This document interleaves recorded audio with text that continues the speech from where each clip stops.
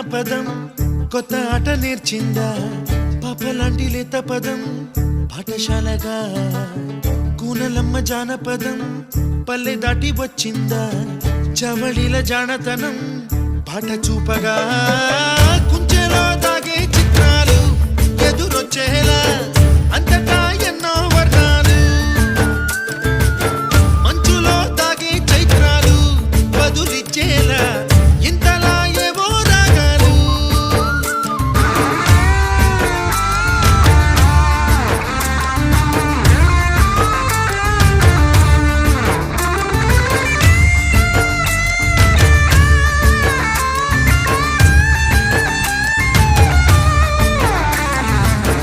ఆకతాయి సందడిగా